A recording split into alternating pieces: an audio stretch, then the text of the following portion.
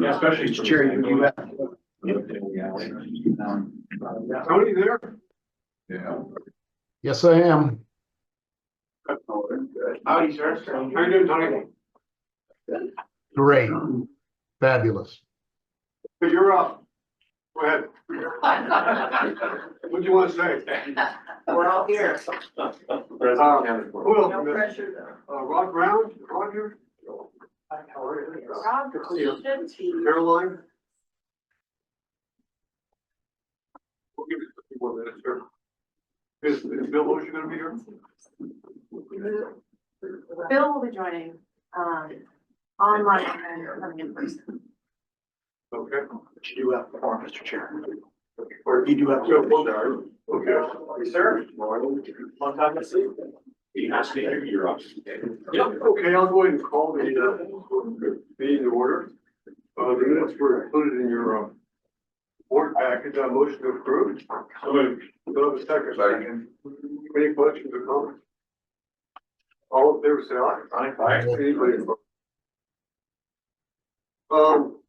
My comments are actually about a topic that will be coming up to the land acknowledgement. We talked about maybe doing one today, but we're gonna hold off on that. I think the issue for us is not that we were against the land acknowledgement, but we want it to be much more of a robust conversation. We want to make sure, I mean, we have the National Western Center. There's no facility in the Denver metro area that's more tied to the land. You look at the ranchers, you look at the farmers, look at the ag, look at Native Americans. It's all tied to the land. So I think we need to have a fairly robust conversation about how, not just put a plaque, but how are we going to engage our partners? You know, National Western, ranchers, farmers, Native Americans. I think Brad just did a great job in getting that started. What I don't want to do is, you know, I think it's part of this program. At some point, we'll have a land acknowledgement. I think that's part of the process, and I agree with that. But it needs to be unique to this organization, given that we are so tied to the land.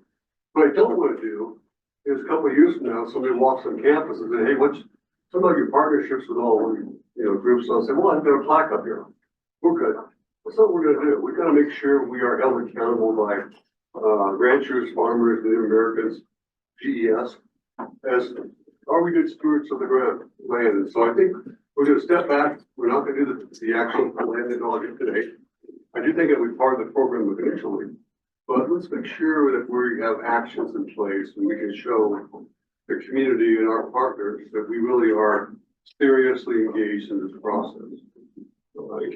Obviously, land acknowledgements are pretty controversial at times, and we're not going to let that overtake what we want to do here. So we're going to step back in this process and spend some more time on it. We're not going to delete it, but we're going to delay it so we actually do it right. But we are going to do it right. So, any questions on that? Great, thanks a lot. Again, I was thinking about how we are tied to the land. I don't know if there's another organization in the state that has as many stakeholders in our ground as we do. And let's make sure we honor all of them appropriately. Great. Okay, Brad, we'll turn it over to you. Good morning, everybody. Really full agenda today, so we're gonna rapid fire at you. Lots of stuff happening. We'll get you up to speed on as much as possible and not make a full day of it. Lots of stuff happening on the facility side, of course. I was mentioning to John and Doug just a few minutes ago, I really would love for us to figure out how we get the board into, if we get the board into the livestock center at some point. Maybe there's a legacy component to that too. I was there last week, and folks, it is just so exciting to see. You look out these windows, you can see legacy, and they're setting the timber frame. You can start to see that club level coming together up there. It is something to see underway. So I hope we can all do that. Our district sign plan is underway with Mr. Nally and the city of Denver. Think that is going well.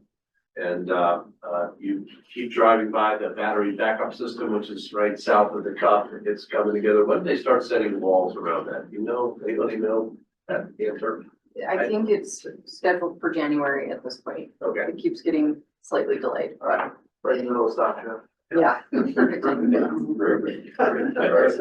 Can we schedule some other stuff right in the middle of stock? Make it interesting. Our office. If you do anything else, yeah, it's fun. The calendars, if you work on that. Next slide. So we've been sharing some of this. Jenna's been doing some really good work around as we're getting ready for, you know, the January 26th was really going to be our big splash.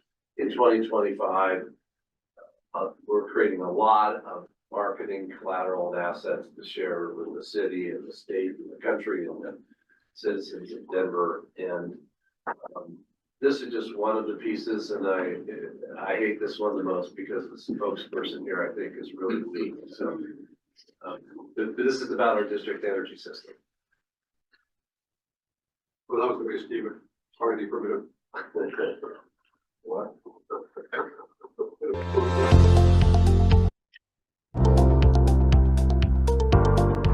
Our district energy system is an innovation that really is not seen very many places very often.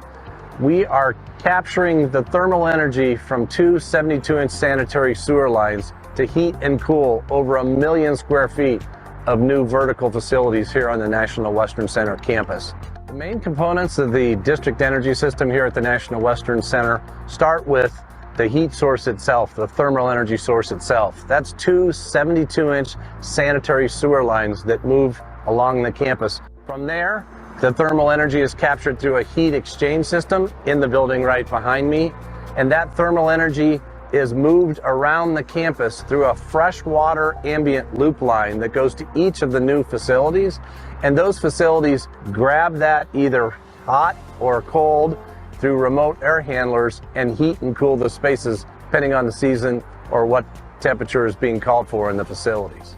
This project contributes to our community investment fund as well as provided local jobs during its design and construction. The district energy system here at the National Western Center supports and contributes to our South Platte Riverway in a variety of ways, but most significant is that we were able to bury the two 72-inch sanitary sewer lines that previously ran above grade all along the river's edge and kept folks from enjoying the waterfront. By burying those pipelines below grade, we were able to create over 6 acres of new green space and open space with walking paths and bikeways and green space that everyone in the community can enjoy. Everything about this system took collaboration, and collaboration from really diverse partners, whether it's the technical end of all the incredible engineering expertise that it took to put a one-of-a-kind system like this together, or all the institutional partners like Colorado State University, the Western Stock Show Association, City and County of Denver, Denver City Council, the National Western Center Authority. All these different partners had to come together to figure out, one, is it possible to do what we had envisioned, and how are we going to pay for it? How is this going to function, not just for the first year, but for the next 50 years? And we accomplished that through collaboration and believing that the impossible was possible. We're hoping that this system paves the way for future developments, but not just anywhere, also in places just like this. That is producing a value in places historically that had no value. It's creating opportunities in places that historically have not had opportunities. And we think that's going to be a model that a lot of folks are going to want to follow. And it's a strategy for investment in previously underserved communities and areas. One of the top comments that we got again and again from the communities all around the National Western Center was to have this campus reclaim the riverfront, to create access to the river. And by burying the pipelines, it allowed us to create all this incredible open space that the community really gets to enjoy each and every day.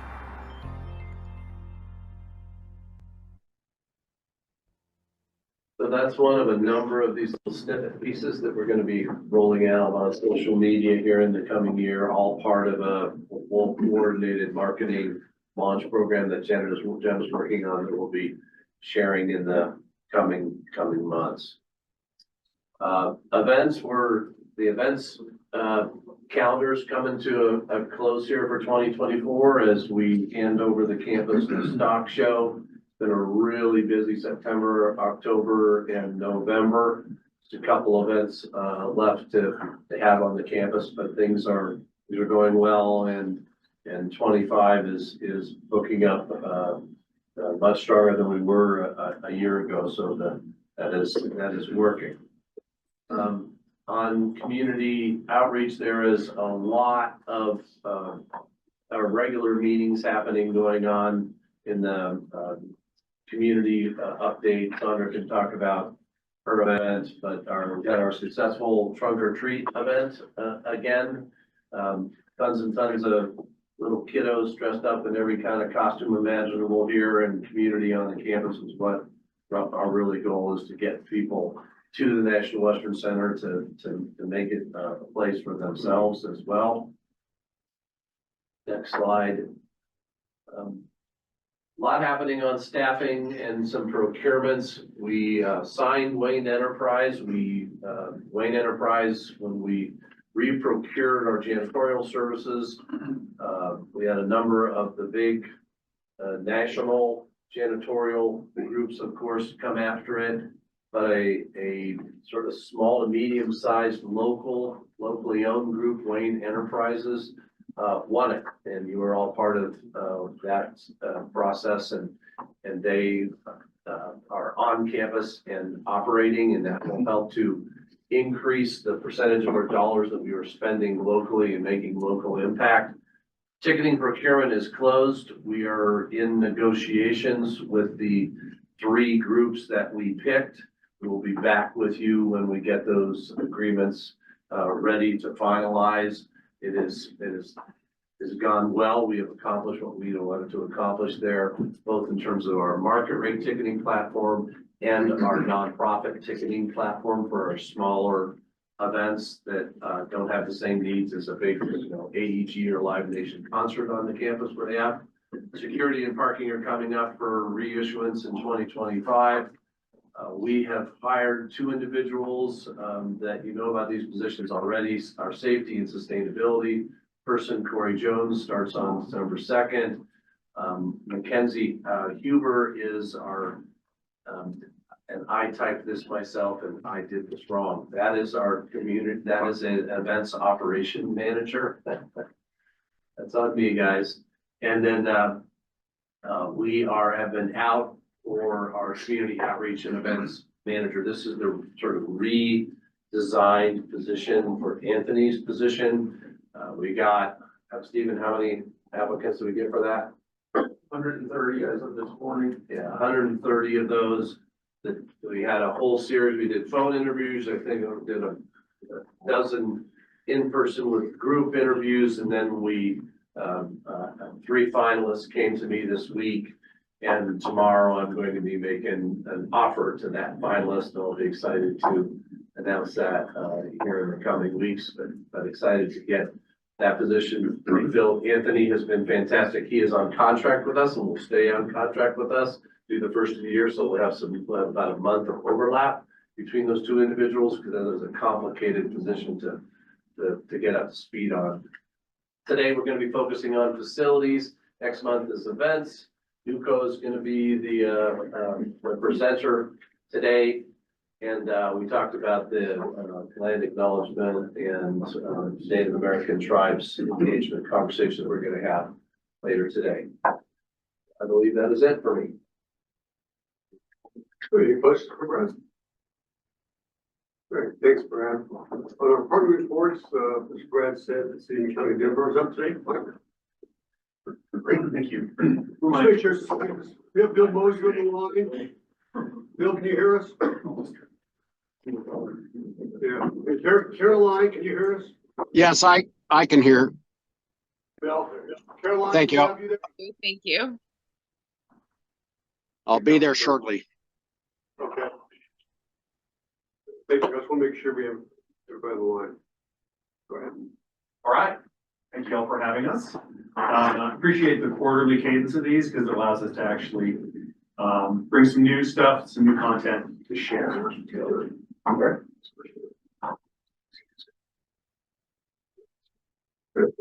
So first off, obviously, we're in full swing of Livestock Center, as Brad mentioned.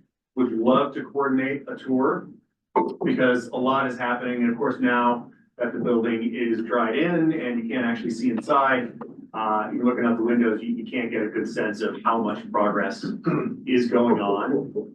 But a lot of work is happening. Paving around, and this is actually an outdated photo, but paving along the rail wall is largely complete. That is intentional. We're actually leaving down the final lift of asphalt, but we'll have it paved, finished paved for stock show, so that Paul and his team can use that portion of that corridor to move animals and people. So really just adjusting our schedule and the construction delivery to make sure that we're maximizing value and operations for stock show. On the other side, we've got a lot of utilities going into the plaza. We've got roll-up doors that will starting to be installed and be completed before the end of the year on the plaza. If you go to the next slide, I think we've got some shots of the interior. So this is the rendering on the left. And then an actual photo there on the right. So you can see the concrete floor of the arena is complete. So that's a pretty cool shot. The next slide, I think, shows the concourse level. So again, the rendering and then the actual. So you can start to see the cloud, which is that overhead element on the right. That helps define the scale of the concourse, the overlook there down into the bowl. And then, do we have one more on livestock? I can't remember. Yeah, and then some other shots of the expo hall. So the top set is the auction hall. So you can see the rendering and then the actual, and then the bottom is the 360 bar and the entrance out onto the plaza. That's where those roll-up doors will go in the bottom right photo. So lots of work happening inside the building. I mentioned some of the work outside, but inside there's paint going up. Paint may not sound very exciting, but we don't have a lot of different finishes. This is a very utilitarian functional building. So for us, paint's a big deal. It's starting to look finished. We've got tile going down in some of the restrooms, partitions are going up. So those are actually starting to feel like real restroom facilities. Some lighting is going in as well. So great progress and really look forward to having you all out. We should try to schedule something either in December. Certainly there'll be lots of opportunities around during stock show. We're obviously trying to be very cognizant of not interrupting our own contractors' operations. But there's going to be opportunities to get folks out and get people to see it because it's pretty fantastic. Oh, and then lastly, Paul can speak to this as well. The Legacy Club extension that overhangs and then overlooks into the Arena Bowl is completed, or the exterior is completed. So great progress all the way around. Next slide. In addition, some of the things that we do outside of just straight construction. A quick update on our workforce development. You may remember that livestock was one of the early pilot projects for the workforce program. It has since been enshrined in ordinance, but back when we started and what we're still operating under was the initial pilot project. And you can just see some of the numbers of the total number of workers, number in the targeted zip codes, total hours worked, average wage, and then the apprenticeship there at the bottom. Total apprentices 159, total hours worked, an average wage of $28. So just a quick snapshot of some of the other work, leveraging the great work that we're doing to pilot a city social ordinance program, and we've had very good success. Next slide. I want to touch quickly on some other work that we're doing, sort of neighborhood wide. Probably, I think we've mentioned this before, but there's just a lot happening outside of our campus in the Globeville, Elyria, Swansea neighborhoods. And so we initiated an effort to bring together Dottie, DPHE, the bond teams, as well as the work that we're doing, to put together a comprehensive map, a dashboard that is on its way, it's in development, to really try, I'm gonna say try, because it's a work in progress, to minimize impacts of all the broad range of construction activities that the city is doing on the GPS neighborhoods.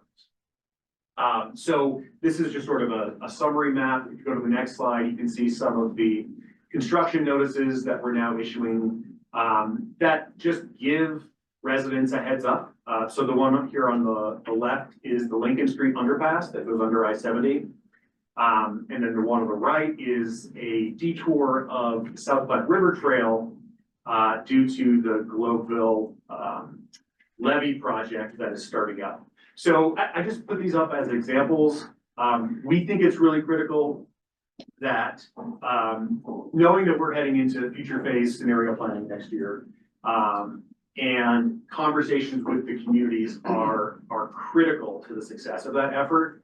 We launched this earlier this year so that we could get ahead of things, wanting to make sure we're minimizing impacts to folks, so that when we're trying to have these, we're gonna be challenging conversations about future phases, we're not also having all this other aggravation on the outside for things that we can, to some degree, try to control. So this is the city trying to take a one city approach, minimizing the impacts to Globeville, Elyria, Swansea, for their benefit and for the benefit of the program and for the benefit of the planning that's coming up. Next slide.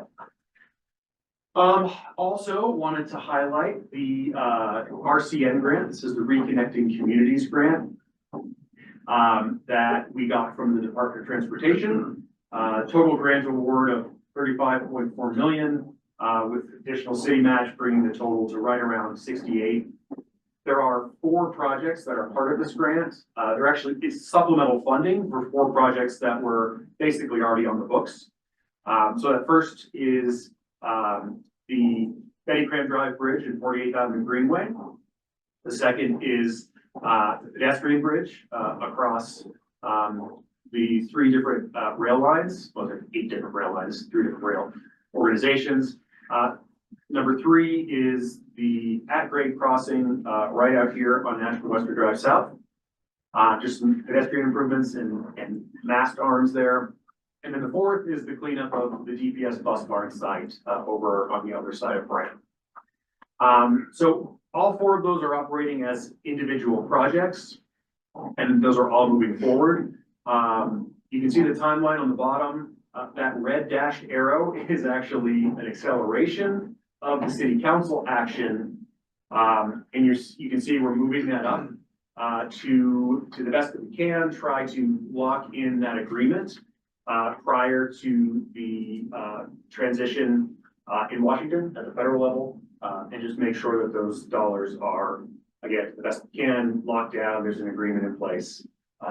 Just not knowing what kind of impacts from the transition we may see. So a lot of focus going into that. While we're on this slide, I will just highlight that the pedestrian bridge, I know is at the top of everyone's list. Why is that not built yet? We are in progressing design. We expect to go out to bid on that later this year, and ideally begin construction before the end of the year in 2025. That would put us on track to open it sometime in 26 to debut at the 27th stock exchange. So more details as we get those timelines locked in. But just know that there's a lot of work happening there. If we go to the next slide. Future phases of planning. So we, as you all know, we are looking at a scenario planning effort, engaging with the community on the future of the development of the remainder of the campus, also known as phases 3 through 8. And constantly making the point that the only way that the triangle or future phases get unlocked is with the completion of the critical facilities in phases 1 and 2. So Livestock Center will largely replace uses at Hall of Ed in the 1909. And then equestrian center, ultimately, replacing the event center uses. Those two elements then unlock the triangle to be able to realize the vision that we will be looking to develop in Q1 and Q2 of 2025. So just a real quick recap.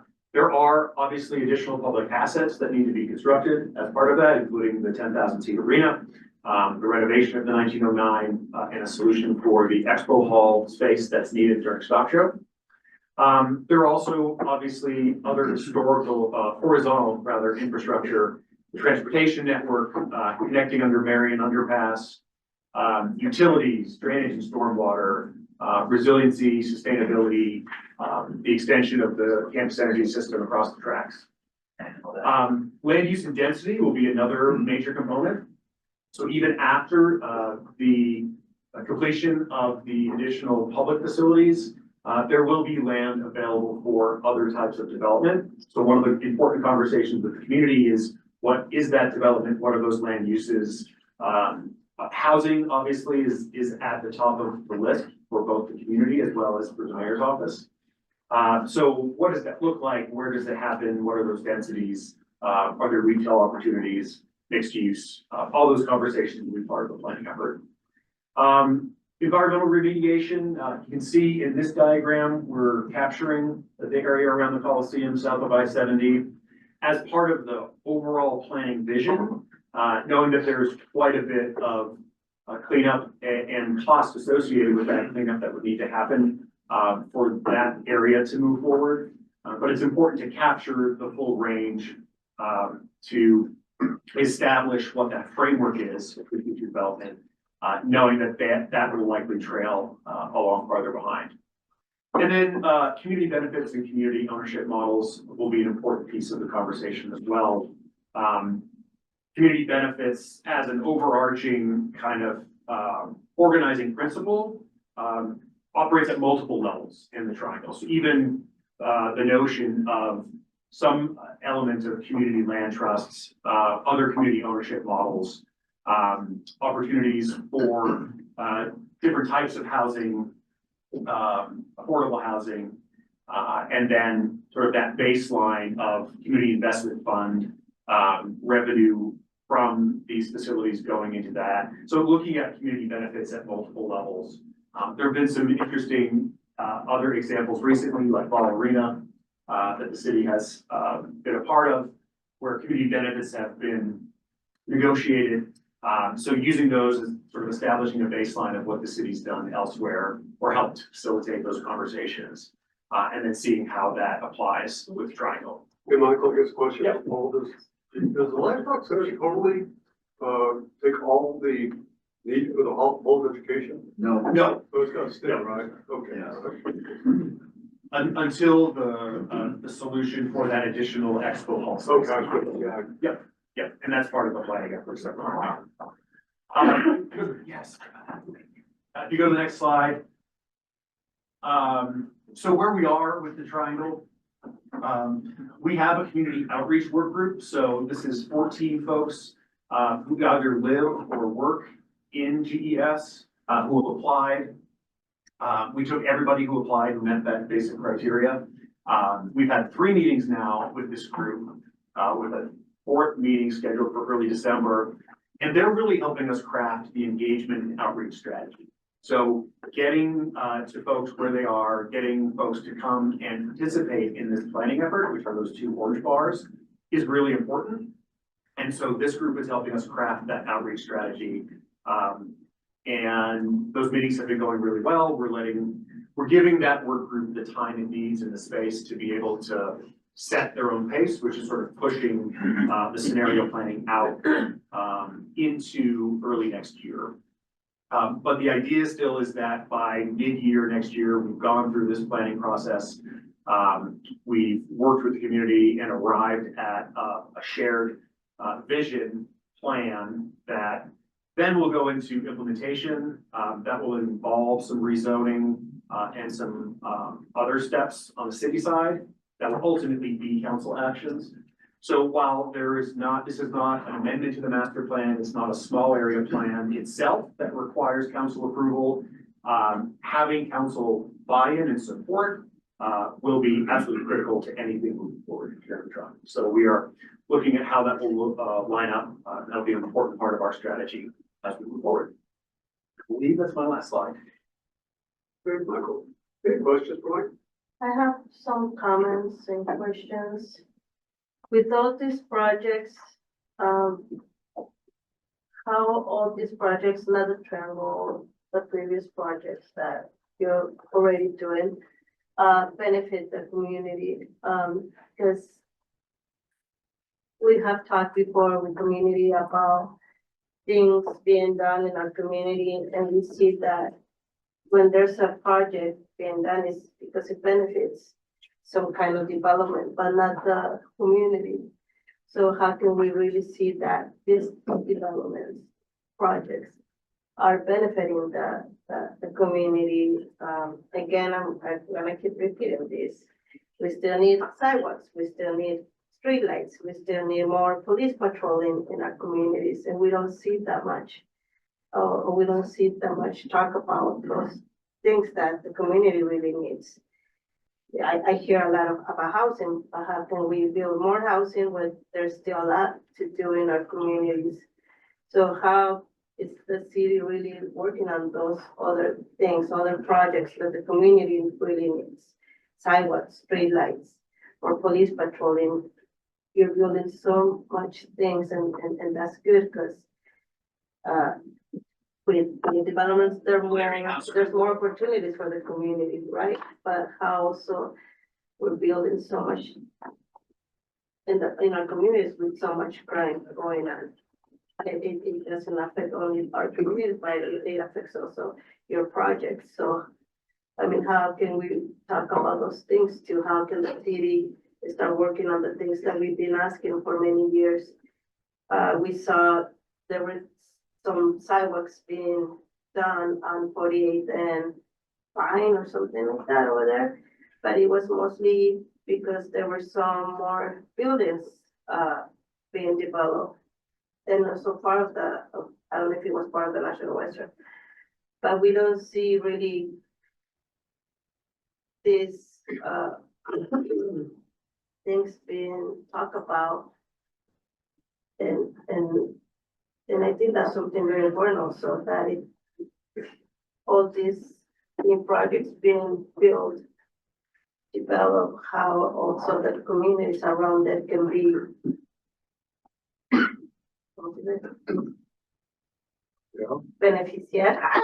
beneficial to our communities. Yeah.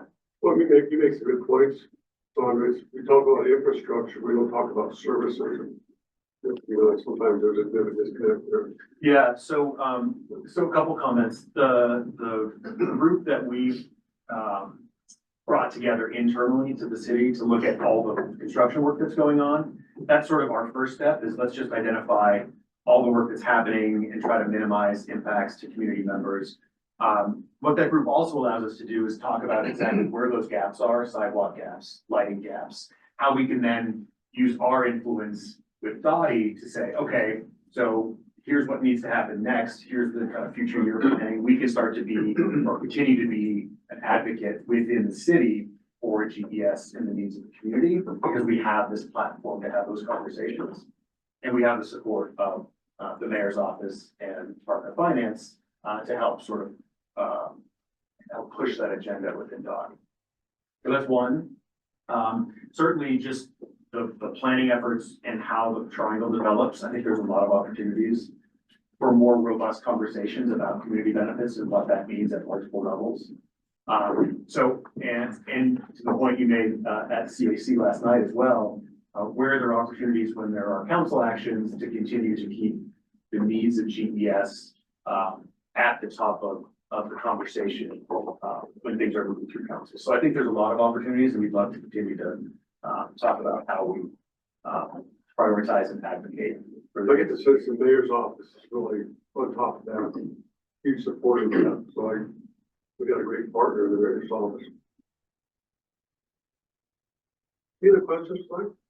a quick follow-up question to that. I should probably be more knowledgeable than I currently am, but isn't it true that as your vision for the economic development comes to fruition, that once we get entities there, mixed use, housing, whatever, people paying property taxes, won't that make resources available for some of the things that the community's been talking about? Yes, yes, certainly, the community investment fund is a baseline, that flows through not only phases 1 and 2, but all future phases as well.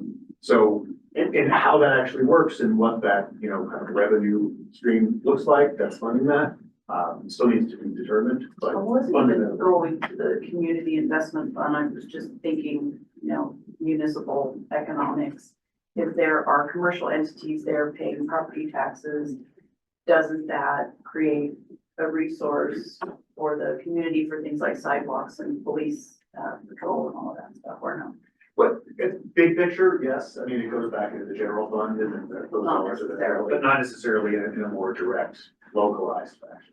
But that's what your work with city council is looking to achieve. Yep. And then one last question, does your community outreach ever tend to conflict with ours?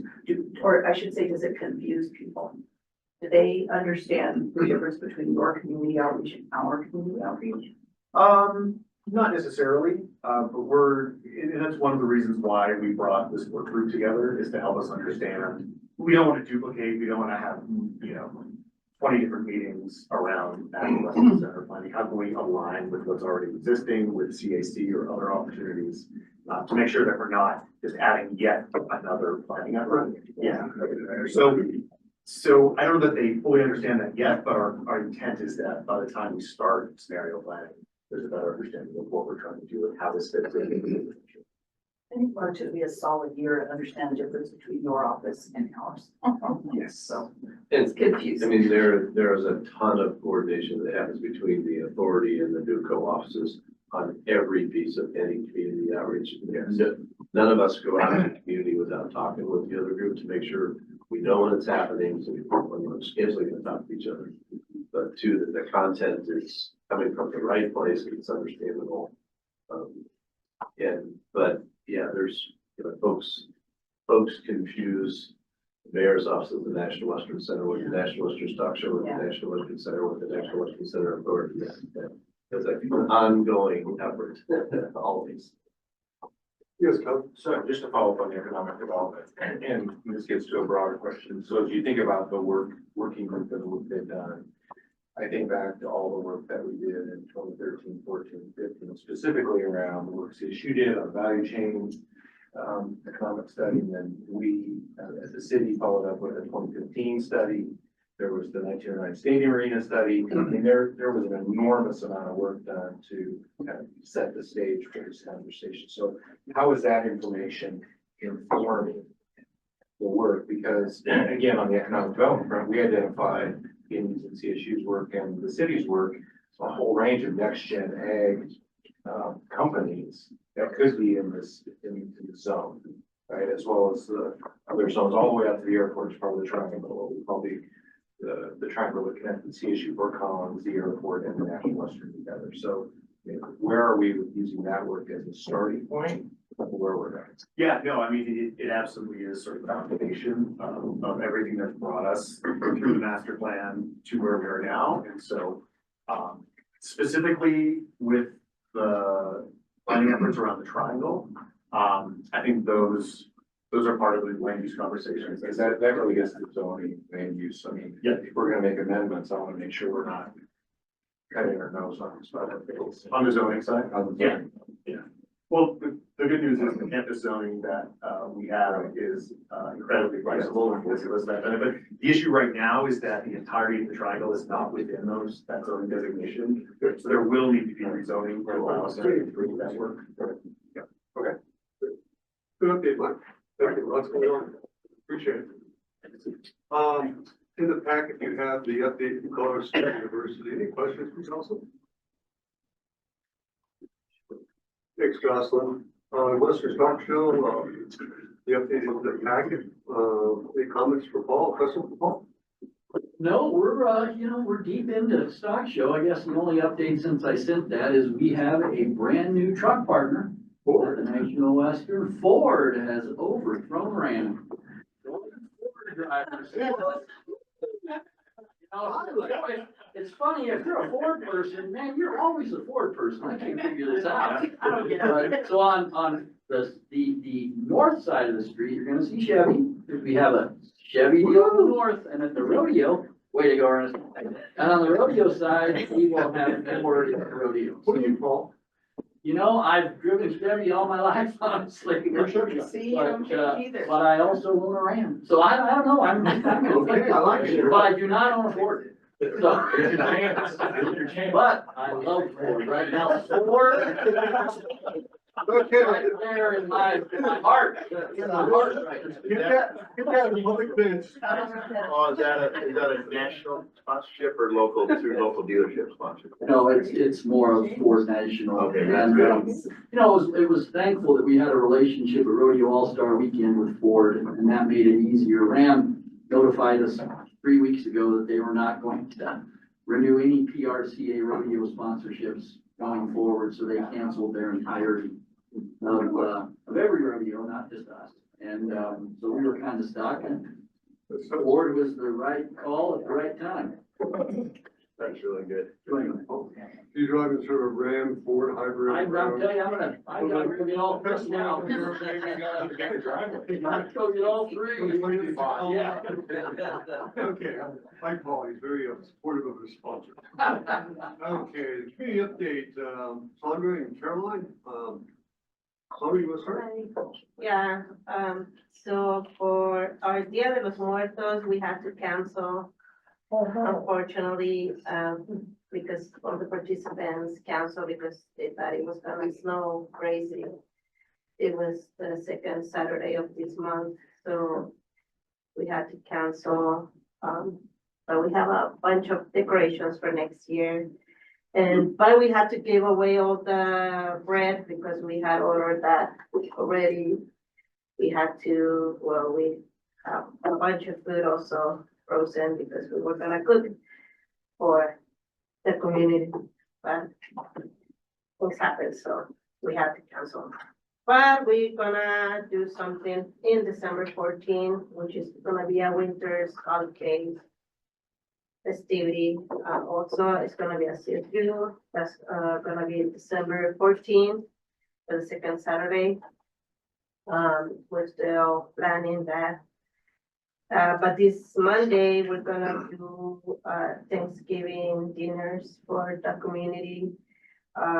We had 250 registered.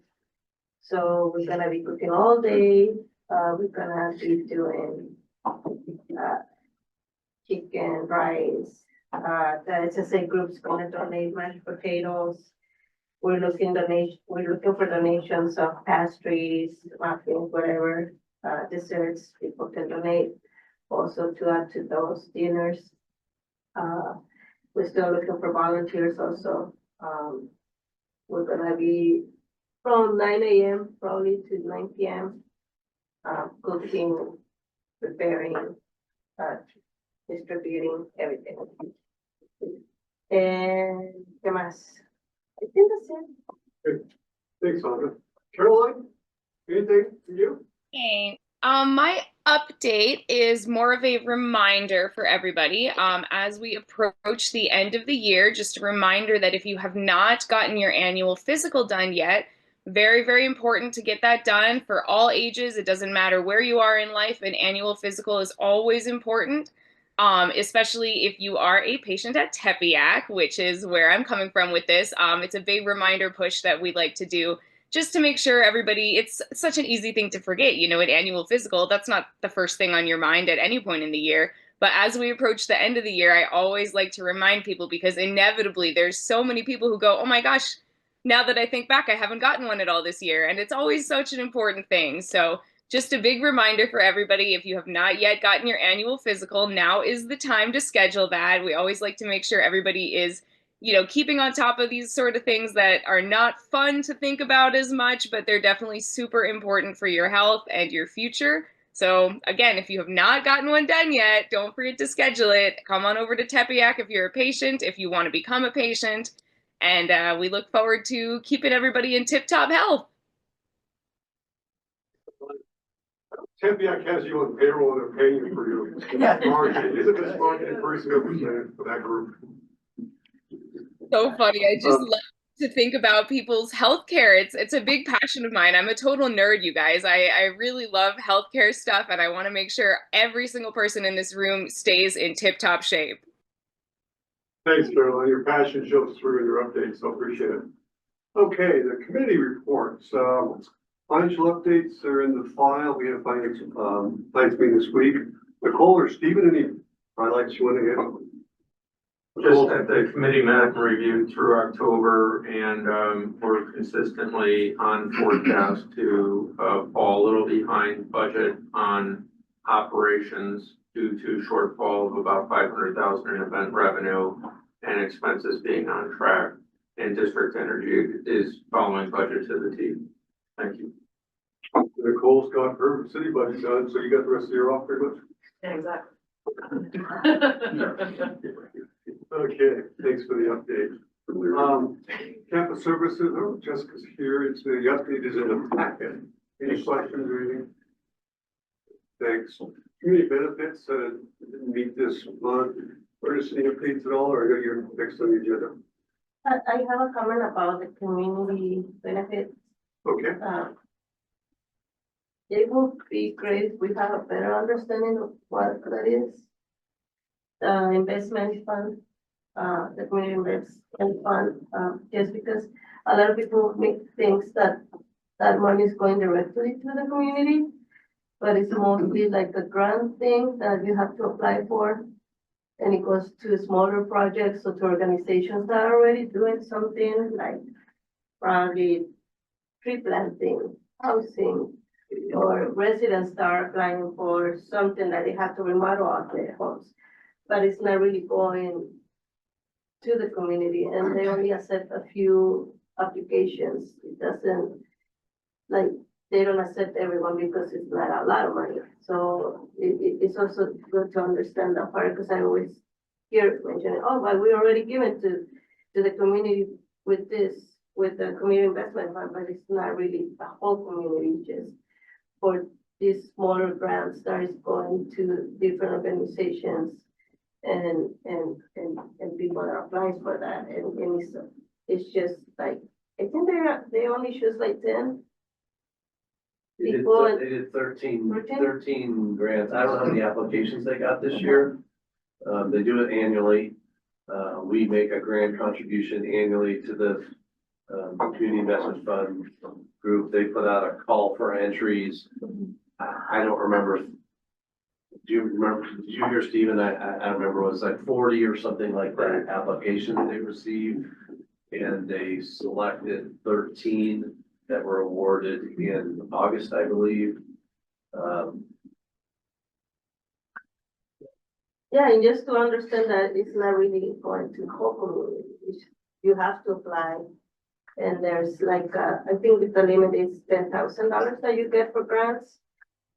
And that's mostly going to organizations, larger organizations, like, so it's just good to understand that. And that's why I always keep asking, how can we do something that really goes to the community, to the broader communities, of the needs that we have here? When are we gonna see our neighborhoods being beautified, like other neighborhoods or healthier neighborhoods? It's a long wait for us, and we've seen a lot of people. I see a lot of elderly people that are never gonna see that in their timeline. So it will be really nice that our children can see that if we don't see that. But and I'm sorry that I keep repeating it, but we really have to make something better when we do these projects, when we talk about new developments. I think we really make things better also for the communities around it. I think you're right, so right now the revenue just isn't there from the campus to support the community. But like now we're sort of making the smaller investments, but if you're looking for the big dollars, hopefully down the road, they'll come, a lot of it will come to the city because their beautification projects. Obviously, our money's not gonna go to improve Washington Street or something like that, so I think that right now we're starting slowly, if the community makes a decision on where those grants go. So it is, And also this, the campus can be like, I know it's an educational organization also, educating the community on how can they ask for those funding. Yeah. The community can, how can the campus educate the community we need to residents do a on how better to job do of that. talking about, letting people know how to, that's fair. Well, I think Mr. Chair, Yes. is that our role? Isn't it the fund's responsibility now that they have a governance structure? And they are have a starting to do website. Isn't that's it- exactly right. And, we, No, you're saying no? I haven't seen that. Well, it well, I don't doesn't think, mean that- it's I not don't think their it's role. happening yet, but that is their role for sure. Right, Yeah. now that they're And- up and running, Yeah, they're. they did form a website. They have if you go to GEScommunityinvestmentfund.com, I think it is. They've set up a really nice website. It does talk about all that. I don't know how much outreach they have done to community to share that resource with them yet. I do know they've been trying to add some other, volunteer resources in terms of some other individuals to try to do more of that. But I do not think that is our role. In fact, I don't think they would want us to. Well, I think. I was gonna say, if we tried, they would view it as paternalistic, and I think our Yes. strategy has been to avoid that. We were very conscientious about not being involved in that process. And not Making sure just it wasn't. about, sorry to interrupt you, I'm not talking about the investment fund, but just as the campus, as it mentions that the campus is an educational, also it has an educational part. Yep. For the community also, being able to help the community on how can the community go to the city and have those conversations with the city. Mostly that, like, because sometimes as residents, we don't even know how to approach the city. We can go and say, we need this in our communities, and I'm not talking about organizations that go and fight and scream and yell.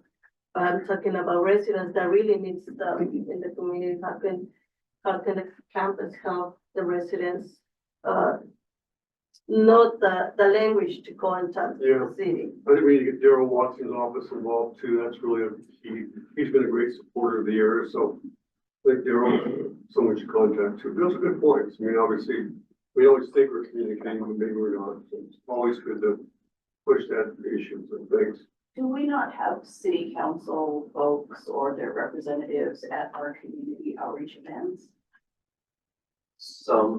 Daryl's been very active, with us, and he shows up a lot.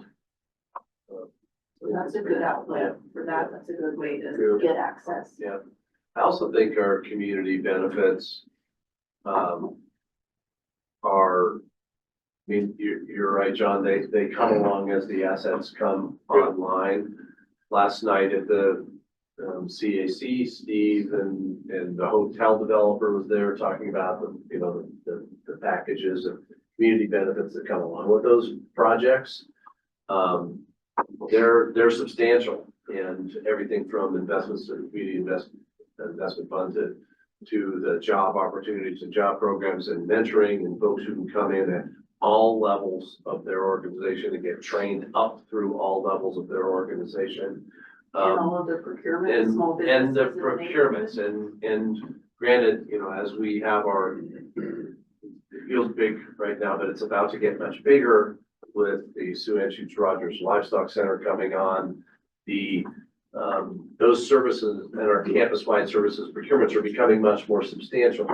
And, you've heard me say, and other than talking about 72 and sanitary sewer lines, the other thing I talk about a lot is that, this year we're on target to produce 69 cents of every dollar of campus operations spent on local, small, minority, or women-owned business enterprises. That is a very substantial number. It will only grow, and the magnitude of that, will only grow over time. Wayne Enterprises, for example, we were spending dollars last year with Aramark And now we're spending dollars with White Enterprises with it, which is a GDS owned and located business. So all of those things are steps towards it, and we're not done. Well, city council even pointed out, we are the model that they want to replicate throughout the city for. Well, that goal is unprecedented. No one Yeah. else in the city or this state I agree. is touching 69%. But I think that the part that's hard, and that I think Sandra, you're touching on, and we will continue to work and we will do more work around advocating for this community in terms of working with the city. Mike and his team, that's what they do. I mean, they take these, Mike was at CAC last night, he's hearing these community concerns, taking them into his network within the city, and they're our portal, they're our communicator and our accessor. Nicole is the same way, she's a champion for community, just like all of we are. And working those things into the city system to address those issues and concerns. But folks, this is the reality. We can be doing a lot of things, and we are doing a lot of things on this campus, but they are focused, as Sandra said, they're focused on sidewalks. They're focused on when are we gonna get a grocery store? These are lifestyle, these are, survive versus thrive kind of elements on the campus. And we can be doing lots of great things here, but we need to, as an organization, and Mike's team clearly as an organization, is what they do, help us all to take these messages from these underserved communities to the powers that be, to the institutions, and so that we can help their voices be represented. Councilman Watson is an absolute diehard champion for these communities. I'm so impressed with working with them here over the last year and a half, and really looking forward to what's coming with them. And we need to walk the talk. We need to prove it up, right? I mean, we've been talking about the community investment fund for years. We made a contribution last year. We made another one this year. We'll make a much bigger one next year. We are advocating for the community investment fund revenue streams through all of our procurements. We're getting an extra $75,000, for example, from the concessionaire that was selected, because that's a part of the deal we cut. As we're talking about our ticketing platform, that's going to be part of the deal we cut. It's part of our facilities fee that we will get as a campus. So these things, it is a game of inches, but they add up into feet and yards and miles, and that's what we all need to be doing. That is not to excuse what the experience of the residents are today. I get it, and I hear you, but I hope that we are proving up to the community and to our partners that we are working hard every day to get there.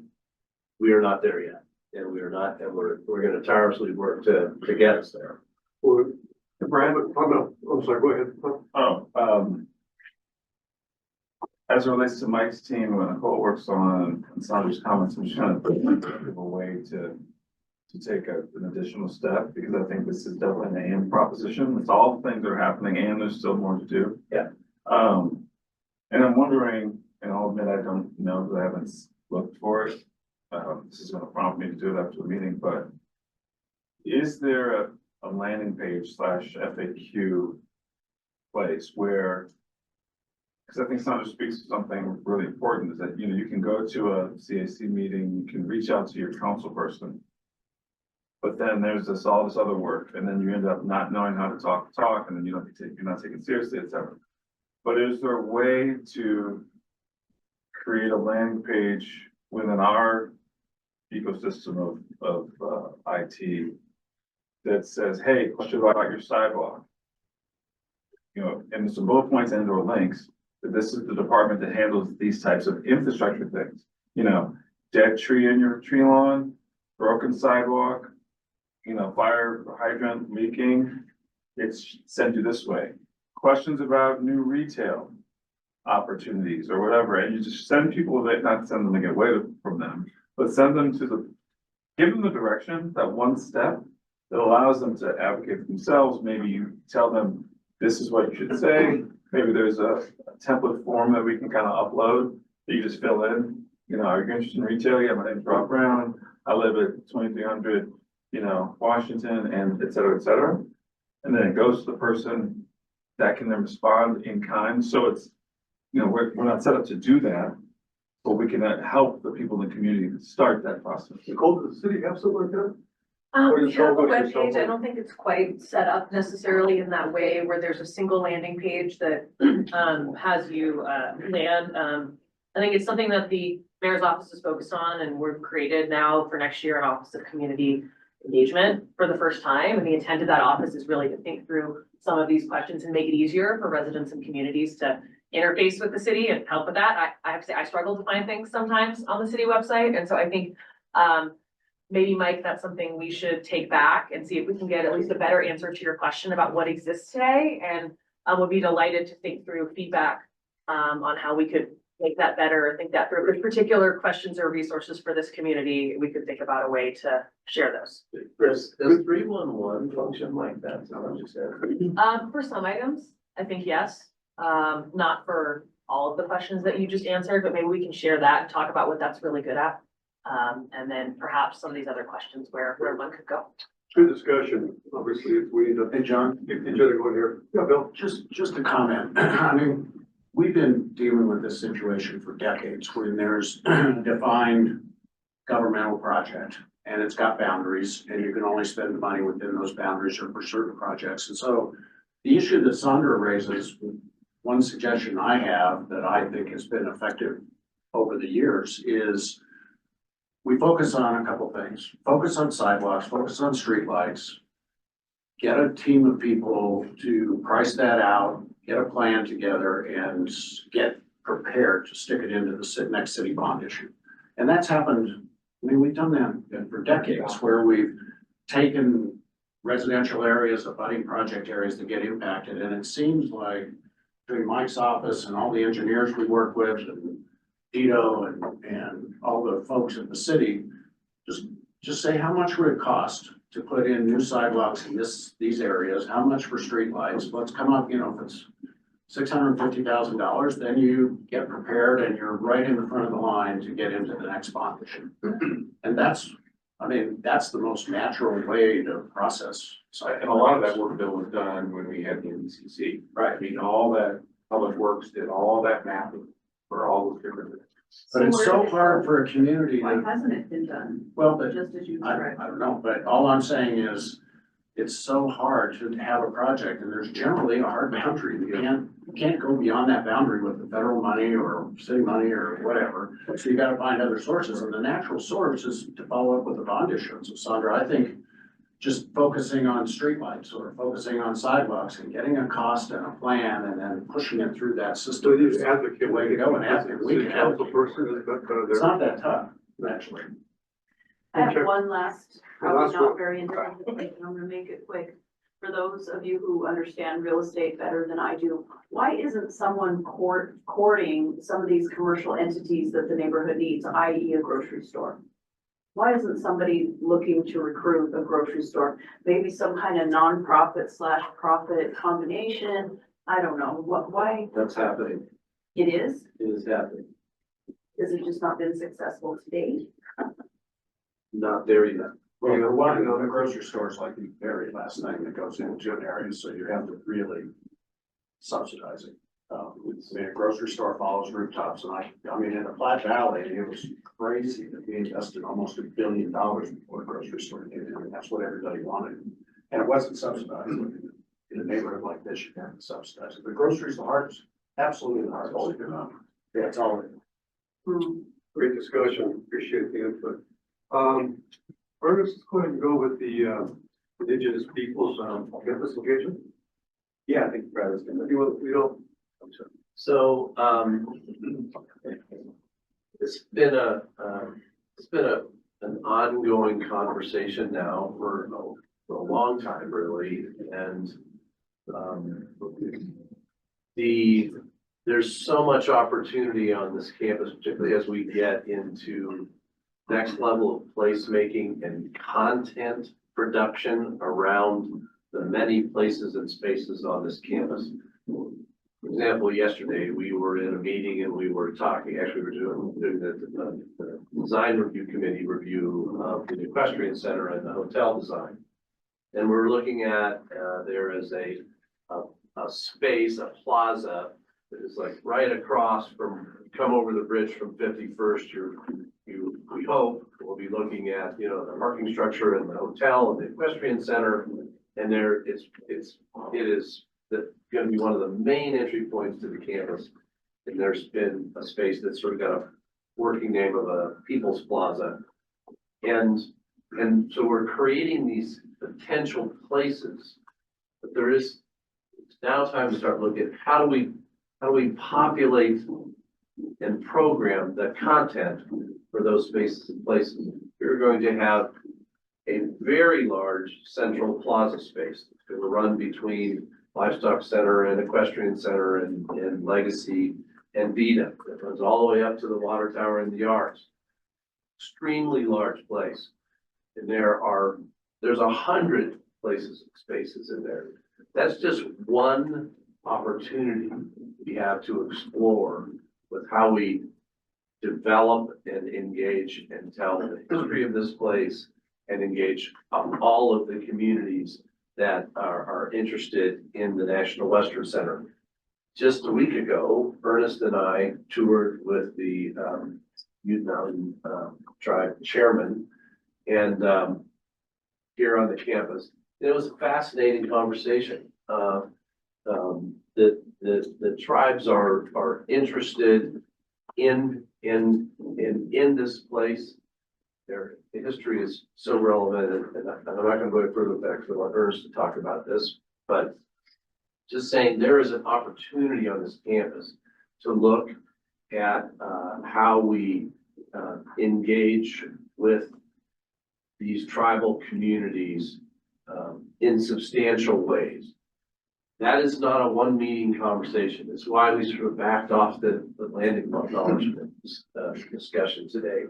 We want to have a much more robust campus-wide conversation about how, in terms of placemaking, programming, content, events, what else that we're not thinking about right now is possible in the enormous resource and asset that is the National Western Center.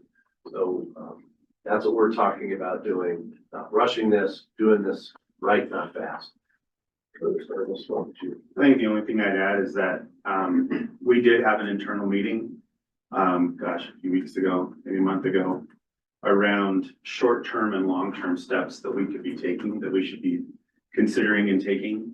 And I think part of that is also the inclusion of not just perspectives of tribal leaders like Chairman Hart, who happened to be here for a CSU event that I was on the panel on, and we had an opportunity to give him a tour. You know, I brought this up numerous times. In the next 6 months, especially in March, we're going to be hosting the second largest powwow in the country, which is going to bring thousands and hundreds of tribes, even tribes, First Nations in Canada, here to the Coliseum, and it's always been hosted there. And so there's a huge partnership with ongoing active partnerships. So this is the right process to do. I wouldn't get hung up as much on land acknowledgements, because to be completely honest with you, you're going to hear diverse opinions, but especially from the Native American community, people that I talk with, there's a connotation that, well, if you're just doing that, you're just going to do it and check the box and that's it. It's going to make you feel better because you put up some words and that's all you're going to do.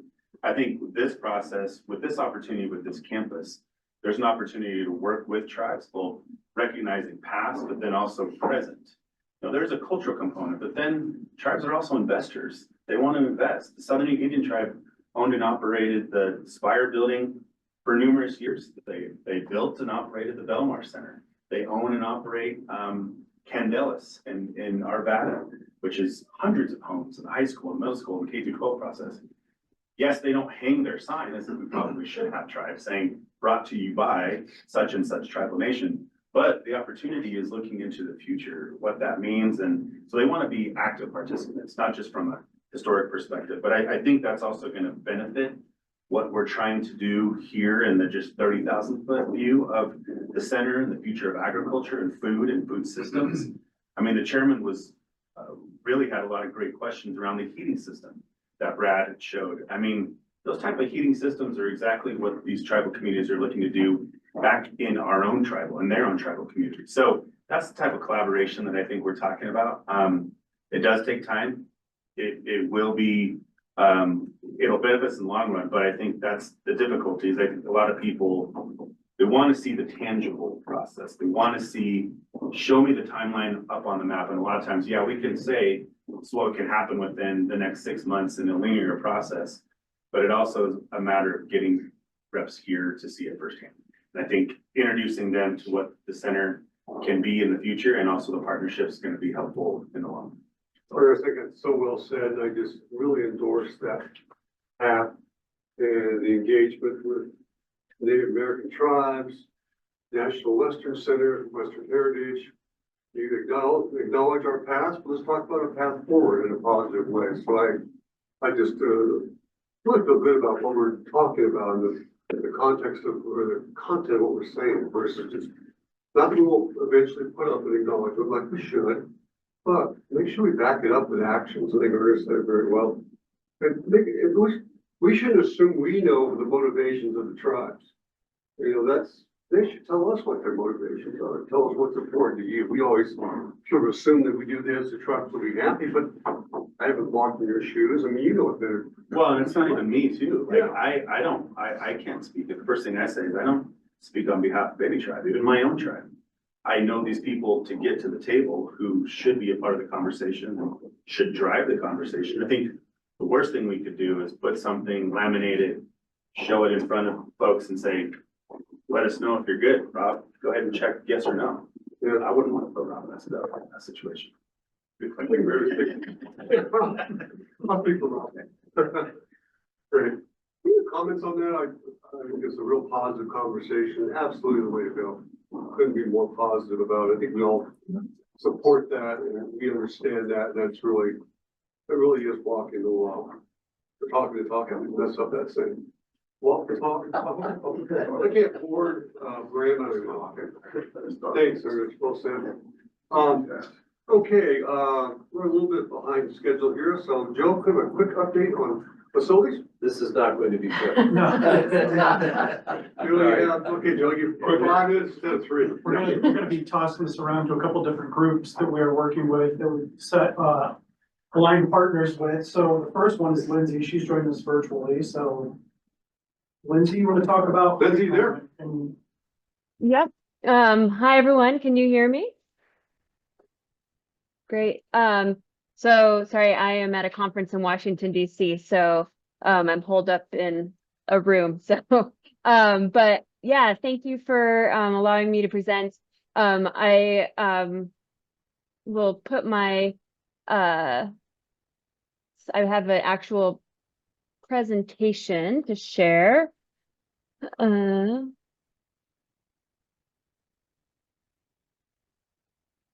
Okay. Can you all see that? Yeah, thanks. Great. Okay, so again, Lindsay Arell, I'm with Honeycomb Strategies, and we are a sustainability consulting firm based out of Denver that was brought in to support the National Western Center in really understanding, what the opportunities are and what you're doing well in terms of sustainability for the campus. We're a women-owned business and a B Corp. These are just some of the other, clients that we're able to work with around the country. So wide variety. So basically we were brought in and we did a site visit in June sorry, that should actually be, these are 24. So June of this year, not 23, to come and meet with Joe and the rest of the facilities team to tour the campus and really have different conversations around, what you're doing operationally to conserve energy, waste, and water, how you're engaging with your event organizers on this topic, and how to incorporate into the local community. And so we did that site visit, and that resulted in a assessment that we provided to Joe and the rest of the team. And then concurrently with that, we helped develop out a dashboard. So this dashboard is what the National Western Campus team will be using to track the impacts in some major key areas around sustainability now and moving forward.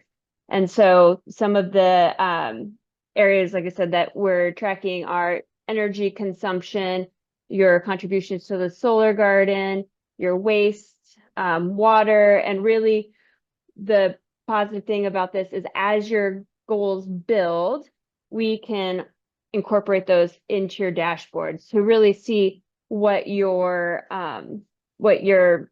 accomplishments are over time. And then so establishing that dashboard, really looking and seeing where we're at. And then from there, the team is able to make some goals for 2025 and beyond. And so we'll be working on this project through, at this point, 2027, with the idea at that time to see if it's something we want to continue. So as part of our initial engagement, we actually sent out a survey to all different stakeholders within the organization and really wanted to understand from them, what was important about sustainability and what were you doing well and what are some of the opportunities. And so these are just some of the responses that we received. You can see, there's a lot of the recognition and very proud of, the redevelopment of the land overall, and that it's, focus on sustainability and being regenerative. Other things, they want to see, more advanced mandatory waste management programs, which I know Joe and the facilities team are really working on. The challenges, and this is nothing new or unique to the campus, but sometimes to get these programs started, it does cost money, and it may take, additional efforts for people to, monitor and participate in them. But I do think those initial costs definitely pay off over time. One example is we helped apply for a grant for through the state of Colorado for waste bins and different items to help with waste sorting, and we were able to get that grant. I think it was $43,000 in total, and so we've been able to use that grant to create the new waste bins that are around, the bins that are really engaging and informative, to be able to buy tilt carts and different things to move the waste. So really looking for opportunities where we can, tap into the grants that are, available locally as well. And then the education piece. So, really people are wanting to see how can they participate and really just wanting to be more engaged with the process. So I just wanted to share some of the highlights that we found when we were talking with Joe and the rest of the team. So I'm sure, I think there's a presentation later, if it hasn't happened yet, from Compost Colorado. So really focusing on not only how to implement a waste program and a waste diversion program at the campus, but also to be a leader within the community, and even in the future help to build out a material a MRF, which is like a demo center to show the different ways that different types of recycling can be separated and diverted. Like I mentioned, the grant for the customized bins. The other things that were notable definitely are around your energy system, which is the sewer heat recovery. I think you were talking about that earlier, and I think Joe can speak to further detail about that. And then, of course, your investment in community solar, which I believe started last year and will just continue to grow. Another that we noticed is, there's a notable investment in, upgrading all your toilets and water fixtures so that they are, to today's standards and more water efficient, especially for our arid environment in Denver. And then developing out a plan to actually sub-meter irrigation for the rest of the campus so that we can really understand where your water is being consumed. And with that knowledge, you're of course able to develop a more comprehensive plan around water management. Some opportunities that we're talking about is exploring on-site solar. These can be things that are parking lots that have like canopy solar or other areas. And again, there's lots of grant opportunities and rebates currently available. Looking at participating in a demand response program through the local utility, and which is committing to reducing your energy load during peak times, so that result in a cost savings. I mentioned the water, implementing a more advanced water management policy, really focusing on establishing this comprehensive waste plan. And once it gets established, having offering this as something to events as well to participate in, to be able to have back of house waste sorting, to really establish the campus as a leader for event organizers, because we know more and more event organizers are having requirements around sustainability and most definitely around waste management. And so by having this in place as a current best practice, then you're really able to demonstrate to all those potential clients that you are able to execute for them if they're having an event at your facility. Some other things we want to suggest, establishing a food donation program with your F&B provider. There's a lot of local organizations that can pick up and do that at no cost to your operation. And then some things around transportation, looking to see if there are opportunities to create incentives for for mass transit or alternative transportation. When you're looking at upgrading your fleet or adding fleet to or vehicles to your fleet, looking for electric vehicles. And again, there's a lot of grants currently available through the state of Colorado, also with EV stations as well. So, tapping into some of those resources to offset or take care of some of those costs.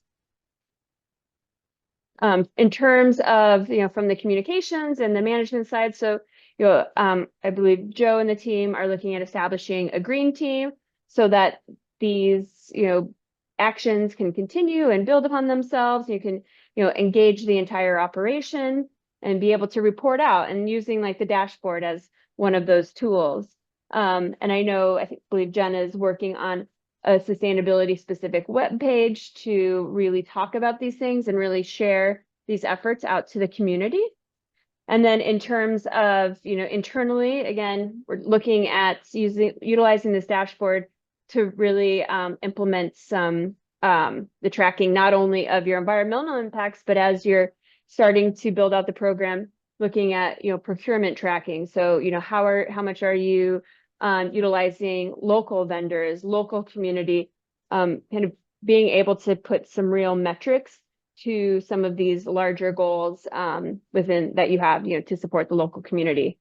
And then doing that by making sure that we have some real policies to support that. I'm not gonna, I know there's a lot of information here, so I'm not going to go into too much. I'm not going to show much about the Hive dashboard, but just some of the things that we're able to do.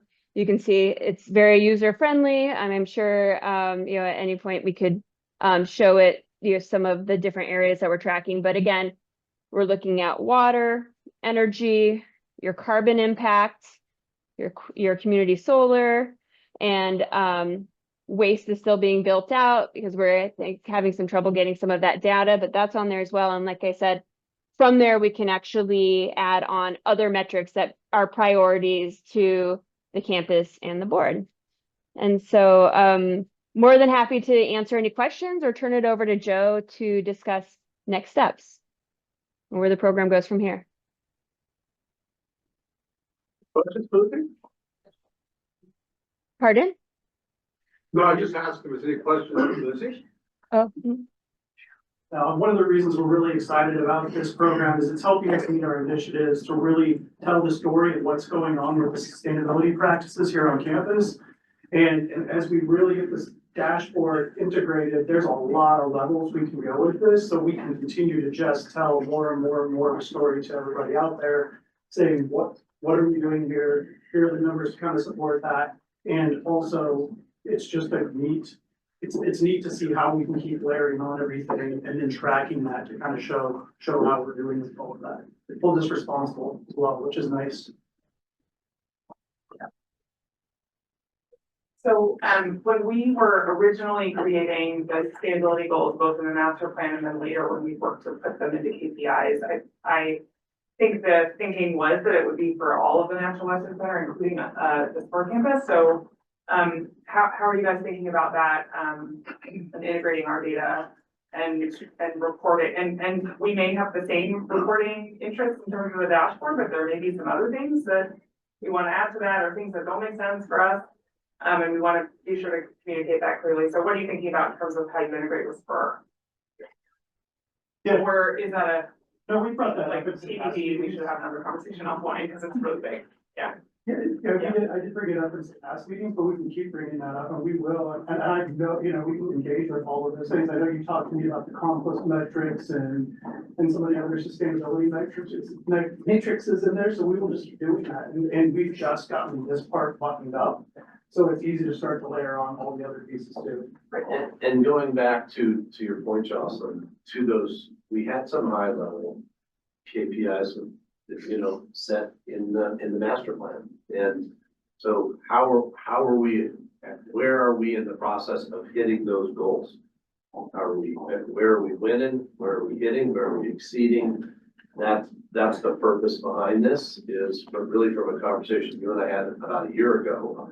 How are we tracking our sustainability results? And one of the systems we're going to have to do that data collection. We didn't have the resources in-house or expertise in-house to do that. That's what Hive will do for us on all these different categories: water, food and beverage, concessions, waste, energy production, energy use, district energy system, all the things we want to track with district energy. Centrio's information data inputs will go into these data, and we'll just have it in one place that not only knows how to collect the data, but knows how to communicate the data to lay people, so it's consumable, right? It isn't just data that people, none of us can understand. It's facts that are important. Saving 6.6 million passenger vehicle miles a year worth of carbon with our district energy system. That's something you can say to somebody and they get. Thanks, Lindsay. This is super exciting. One added piece onto that is that we are getting an added staff member that their main mission is to make sure that the sustainability conversations with all partners is happening constantly. So those will be coming on board. That's Corey, we mentioned, that starts on the 2nd. He'll be the main interface with Hive and helping us collect and do our part. Great, incredible. Thank you all. Thank you, Lindsay. Appreciate it. All right. Thank you so much for having me. Yeah. Thanks, Lindsay. Bye-bye. Up next, we've got PRG. They are back behind me, coming up front here. We have been working with them for a while, but in a good way, to get them on campus with us as our exclusive for rigging, so that we make sure that we have safe venues here. This is incredibly important to make sure that all of our structures are taken care of when groups are coming in here and hanging and rigging from the ceilings and all of that. And then they're also a good resource for us with all thought processes, how we're approaching buildings, how we're building programs for groups coming in. And our AV kind of side as well. They're one of our preferred, they're not exclusive in that one, but we lean on them a lot for that kind of piece. I'll turn it over to Ryan and team to speak. Morning. First of all, I just want to thank you for partnering with us. We're incredibly excited as we walk through the campus and see the beautiful buildings that are online, the beautiful buildings that are being built. And knowing PRG's capability and inventory, I'm reminded of Brad's words, I think we're going to do some really cool things together. So I'd like to introduce your team here today. Patrick Little, he's Vice President based out in Las Vegas. Eric Shabira, he's Vice President of Rigging based out of Nashville. I'm Ryan McLaughlin, I'm your local account executive here in Denver, and our Senior Vice President, Tim Newman. Thanks, Ryan. Thank you for just the offer to come and present to you guys and have the opportunity to help you grow this fabulous facility in the center and all the great stuff that's gonna go on in the future. And, you know, if you, Jen and I'm gonna flip through some of these pretty quickly, so you can keep going all the way up. I'll tell you what this, our beautiful pictures. On our site, I have a bunch of sizzle reels in here, but the presentation that we gave to you, Brad, some of them are pretty cool to get an understanding of the breadth and scope of how we can assist, not only yourselves in the center, but all the partners that you're gonna have in regards to the events, from a small event to large event. But you keep going here, Jenna. So we basically help unlock the vision for any type of entertainer, any event, corporate event, to bring their event to life to the consumers that whoever they're speaking to. So we do that by everything from within these verticals of music, theater, special events, TV, film, corporate events. Not only the rental equipment from rigging to lighting to audio, et cetera, and I'll highlight some of those, but to work with the production managers or the agencies to help them create, and how do you want to do your show or your event? What do you want the message to be? So the creativity to help and bring that, that's where we believe the value proposition for PRG is. How can we help you bring the center to more people, right? So, and we do that through the next page on some of the technology that we bring in. So from rigging here that we have, which, you know, the safety aspect of the rigging is critical, right? So that's another important component of just bringing in any other AV company from, oh, I can get it cheaper from X. Well, are they following the qualifications that we need with rigging? And we're blessed to be able to help you do that. But from lighting to audio to video to scenic. So the value proposition, when you're out there courting folks to have an event here, you have the ability to not only say, hey, here's our AV partner, but we can assist them with scenic. We can help them with production. The prior slide showed Broadway, right? Broadway, we have a 90% market share in Broadway. When you see a Broadway show, you go to see a show, we do the lighting, the audio, we build the stage. We build the fabric and the fringe on the curtains, right? So that's how far we can get with some production designers and agencies, et cetera. So bringing those things to life. So adding to the value proposition of this wonderful center. So on the next slide, so why PRG is, it really ends up being the people, right? But the technical expertise side of it is really what the value proposition for PRG. Yes, we rent gear. Yes, we install, we have crew services, et cetera, but it's really the technical expertise and the people. And on the next slide, we drive that home through our core values. And a lot of it being, we just highlighted a handful of them. One, the community in regards to giving back and how do we assist there. Bringing in regards to also labor. Also just in regards to doing the right thing and making sure that the show must go on are some of the big critical pieces. If I go through the next, you were just talking about sustainability. That's really been a focus for us over the last, really forever, but really started to lean into that. And how does that affect our technology that we're using?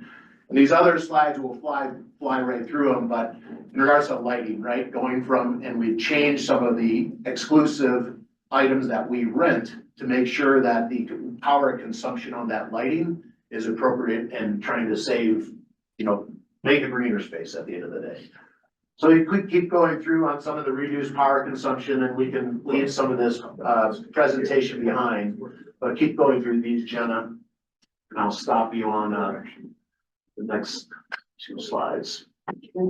This is really the some of the lighting that we have on recycling that we do, and in regards to the proprietary fixtures that we use of being able to save some of the materials that we use every day on bulbs, lasers, et cetera. On the next slide is really another value proposition when an agency comes in here to do an event of making sure that we're out in front of them with the agency or whoever it is. It's a concert or corporate event. Make sure we're working with them up front to see if we can participate with them on any type of green initiatives. On the next slide, this was an interesting one with Coldplay. If you go out on our website, if you're interested, you can see some of the great, we do some fabulous, from Coldplay to Drake to U2 to, we do some pretty exciting stuff, that we can, but we also do the smaller things, right? If someone just needs a mic set, I think you just delivered a mic set last week, need a mic set, we got that, but we can also do these huge tours and bring some great events here. On the next slide, and working together, on the next one more. And really, this is the summary of the strategic partnership. So from our inventory, which thankfully part of the program is to carry some inventory here so we can respond quickly for events that you all have. And that events, be it CSU or the center, et cetera, the community, we have the ability to serve with a rental equipment that's needed for audio visual, safety, the sustainability. Labor, there's a slide in here, but also we have the ability to bring in crew services, right? So let alone our people and engineer, we have the whole aspect of the freelancer and crew service side that could come in and help all the vendors or event folks kick off their shows. And then the last one I just wanted to show because it's the exclusive part, keep going with Jenna, is the rigging. So all the work that Eric and team and Ryan has done here, so bringing that expertise, I'm sure there'll be additional rigging, be it outdoor, in regards to staging, lighting, LED walls that are done outside, making sure that we do that all appropriately with the safety aspects there. So that's an overview of PRG. We think it's an additional value proposition for you all, and just can't thank you enough in regards to giving us the opportunity, and we'll help you make it a success. So thank you. Where else do you work in Denver? What's that? Where else do you do work in Denver? In Denver, I mean, well, Ryan, you can speak to it more. I would say on the corporate event side, the Gaylord quite a bit. Encore knows the in-house there, so a lot of times we will support them with shows. Our corporate events team do full 360 shows. The Great American Beer Fest, that's typically at the convention center that we're trying to bring them here. That's an annual show that's here local in Denver. We had a 20,000 square foot facility about a mile from here. And during the depths of COVID, as you can imagine, being in the event industry was a tough time. We went from a company, of nearly 5,000 to a company of less than 100 in the worst of that. We built back up to north of 3,000. But in that process, we closed our Denver facility. I live in Littleton, so they're very smart to let me work from home for these past few years. But that's part of, rebuilding Denver and rebuilding our presence here. It's just this, I think, a perfect partnership to kind of springboard that and make sure that our presence locally is felt again. Exciting. Yeah, thank you. And one thing that PRG did is they're walking the walk as well as they've engaged and committed to working with us on the CIF. And then we had an event and they jumped in and provided a lot of gear and help for the big event that we did here not that long ago. That was a mission driven event, and they donated a whole lot of stuff to that. So they're doing what they're saying, and they've been a great partner. So we appreciate that. Thank you, Joe. I really appreciate your support. Joe, quick question. Are they subject to DCCP or workforce? They're construction related? Well, no, I don't think it's all in the same category because it's entertainment construction, which is not the same piece of that. It's temporary. Yes, all temporary. Thank you. Yeah, absolutely. Thank you all. And then we have Compost, Colorado that's going to join us. We all know them well because they're a neighborhood and they've been in the neighborhood for a while. Van and us were able to work a fun agreement where they're going to be with us on campus, helping us with our campus compost. And they're very community committed already, but I won't take any more of your thunder, Van. Go ahead and. Sweet. Well, thank you, Joe. I know that there's a lot y'all are going through today, so I'll try to be super quick. So I'm Van. I'm the founder of Compost Colorado. And I've also served on the Denver Sustainability Advisory Council, the Waste No More Task Force, the board of Denver Food Rescue. And so I'm very passionate about food circularity, food justice, food sovereignty, environmental justice, and soil restoration. as y'all know, there's a big problem we have right now, which is that all these cities across the Front Range are passing these waste diversion programs. And there's not really a place for processing right now. There's not enough infrastructure along the Front Range in Colorado. Denver last year, we passed or 2 years ago, we passed Expand Waste Services. And then last year, or at the end of 2022, we passed the Waste No More Ballot Initiative, which made composting mandatory across all businesses, apartment buildings, et cetera. And so currently these programs are kind of floundering because, again, that lack of infrastructure and that lack of education to the community about why composting is important, the whole life cycle of food circularity. And of course, all of this exacerbates environmental inequality, in that the people who are most affected by climate change are marginalized folks. And so that's why COCO is here to help with composting. Next slide, please. So I started COCO in 2018 after seeing all those Amazon trucks on the road, thinking about how you could integrate a delivery service with a collection route. So we service residentially from Broomfield through Parker. And so our members get a 5-gallon bucket and we pick up each week. And then they can go on our online store and they can shop for local sustainable goods. We have a refill thing, so they don't have to buy refillable, we can refill their steps and everything. And they can buy soil from us and we'll deliver soil to their home, and all that's combined and integrated into our collection routes, so there's no extra emissions associated with the delivery. Next slide, please. So we have been based in Globeville since the beginning. I got the company off the ground while living at the original location, the COCO compound at 4779 Lincoln Street in Globeville. We've been a close partner with Globeville First, participating in a lot of tree planting initiatives over the years. And the opportunity to be here at this campus is truly a dream come true for me and our company, being based here the whole time. And also, you know, I studied agroecology as my minor in school. And so the opportunity to link my passion for regenerative food systems to environmental justice and to help the National Western Center with the food waste and also any other bio waste circulation and processing on site is just a really awesome symbiosis. And so we're really excited about some of the benefits. Next slide, please. And so we just got a $375,000 grant earlier this year from the Colorado Department of Public Health and Environment. And so that is going to allow us to buy 2 state-of-the-art in-vessel composting units. And so these in-vessel composting units, what's really great about them is that you do all your processing inside. There's no odors being produced. They're very clean and contained. They're great for field trips. So not only are they just churning out compost on a daily basis, but they're a great way to bring community in and for them to see it. And so there's a lot of environmental benefits. This is going to be an opportunity for students at CSU to learn about composting, and we're going to be doing our compost soil testing through the lab there. And then, of course, we've pledged 10% of all of the compost to go towards environmental justice and soil restoration projects in GES. So we've met with Anthony and Eduardo on how we can get this compost back into the soil.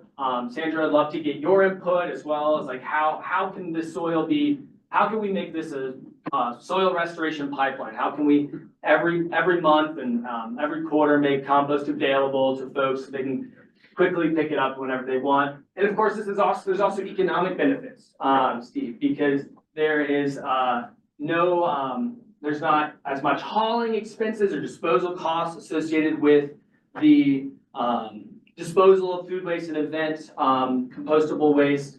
And then we also are going to be able to make a product from this that is something that we can sell under a co-branded compost line. So it's a way for us to sell bagged compost soil to folks attending the stock show. And that just really helps with the whole storytelling and helps connect ranchers to the importance of regenerative soil practices, et cetera. So it really just fits in really nicely. Next slide. So we're going to be putting these 2 small in-vessel composting units right here next to the main building. Currently, again, we've got like a 9-person team. Most of us are drivers that leave every day. So we have a little bit of space in the M&O building right now, but the clean and contained compost processing is gonna be occurring right here. Next slide, please. And Dan, can I interrupt one Yeah. second? Can you go back that slide? Yeah. And I did not mention this. That's our new office, everybody. So, this afternoon, we are packing, like right after this meeting, the place gets packed. We move tomorrow, and on the Monday after Thanksgiving break, we will be operating up there on Race Court right next to Nuco's offices. So our next board meeting is going to be there, and we've been doing some paint and spiffing up and cleaning up there. And Coco's gonna be our partner and our neighbor. Yeah, we're stoked. And you know, we know that your offices are gonna be looking out at this. And again, the idea here is that it's just a very friendly, public friendly site. And so it's very exciting. So it looks something like this. This is another earth flow system. It's the same system that we're purchasing. We're getting 2 of these. And so essentially you just load it with, we have everything comes back to our facility in a 64-gallon cart. So none of our food waste, organic waste touches the ground. And so that, again, just keeps everything super clean and organized. And so we're just gonna be loading it every day, and then there's an output every day. So again, it's just kind of a pipeline of soil that comes out. And so, yeah, this is a good example of what it look like. So this is a little, just really brief timeline, based for this audience, but essentially started Coco. We got a $24,000 grant from City of Denver in 2022. And this is a project we're really hoping to replicate in partnership with National Western, where we used compost. We got 75 cubic yards of compost, and we spread it in partnership with Globeville First in Globeville, and established a pocket park as well, 44th and Pearl. And so I hired a leadership team last year, kind of did a reorg, and so now I'm sort of serving as more of a advisor and innovation partner for the company. And so we have a really talented group of people working for us now. It's incredible to work with them. And yeah, so our compost site is going to be coming online in April of 2025. And so just in time for soil sales for the spring. And then, yeah, again, we're really hopeful that we can create a co-branded compost product in the coming year to help, again, generate revenue, share the story, and great, that's it. Great, thank you. Yeah, thank you so much. Appreciate being our partner up there Definitely. on campus there. Thank you, man. Appreciate it. Omar and Wesley, they've got a couple slides that they're gonna go over some things that we've been working on the facility side. I don't know who's first. Omar, you wanna go over kind of where we've got a bed growing here with grounds, and we've had embraced this. It's been not easy taking on everything that we're gonna take it on, and we've learned through that whole process, and Omar's been taking the lead on that, so kind of having to do a brief on where we were and where we are and where we're going on this. And Omar, reintroduce yourself and tell them what you do here, since you're kind of a new. So, yeah, my name is Omar Galan, and I'm the Facilities and Support Services Manager here at the Authority. As Joe was saying, we have developed a matrix maintenance plan for the grounds and landscape for the whole campus. Within this matrix is very detailed, outlines all the irrigations and plants and trees, all the maintenance that goes with it. So anything from the pavers to concrete to mulch replacement to mowing the grass, it's all outlined in this matrix, and it outlines as well the dates that needs to be done. Within that, we also developed a replacement plan. So replacement plan for the trees, plants, grass that need to be replaced. We account for about between 5 to 10% replacement each year. With that, there is maps that outline the plants and the tree locations. So with the maps and the plants and tree locations, we are documenting the health of the plants and the trees and the shrubs. And then also the irrigation part of it. The irrigation, we are tracking all the water usage as well. And then along with how much per each area, if we need to make any changes, if we need to go from a sprayer to a drip system. And then we utilizing the SmartLink irrigation software that basically oversees all the irrigation around the campus. Within this SmartLink irrigation software, it connects through all of our controllers around campus, and we're able to see water usage. And then also we're able to see if it is either on and off, and we can troubleshoot from that. And it's all remotely. We also have another tool, which this was introduced by CSU Forestry. It's called Tree Plotter. Tree Plotter, we are using it to track all the details for each tree in the campus. So this is a web-based program that you're able to log in, and you can see all the trees that are in campus, and you can see the health of it, what was planted there before. And then if we do need to replace it, we can see the history behind all that. We also have partnerships that we developed with the Mile High Flood District, which they assisted with the cleaning of the Platte River, where we thin down all the trees all the way across the river. And with their assistance with arborists, which they do come out once every month to clean out and get the major debris out. And then we also look at a maintenance plan with them. Arbor Valley is another partner that we're working with, Arbor Valley Nursery, for tree replacements and plants and shrubs. We are working on a donation from them, potentially, so that they can do the replanting of some of these trees. CSU Forestry, as I mentioned before, we are in partnership with them in regards to tree planter, and then also there is a stress test going on some of the trees that were planted behind the CSU hydro, which will be utilizing those trees to replace around campus once they're done with their testing. Weed wranglers, we're working with them to develop a weed mitigation plan.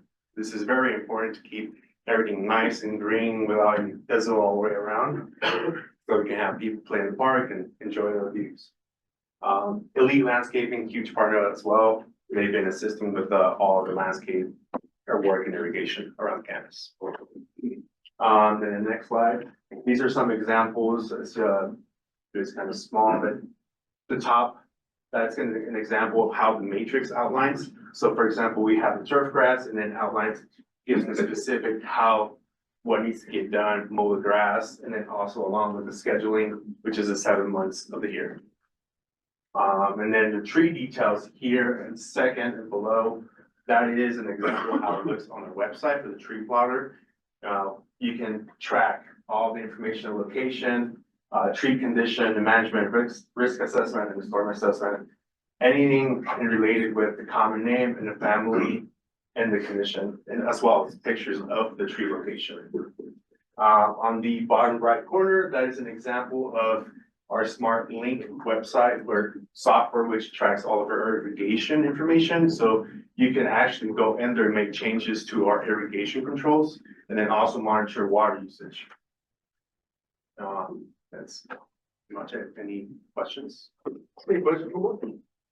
Is it fun for you to manage that irrigation for your desk? You know what? It's a time saver. It is very time saver. You know how to go out there and actually look at it.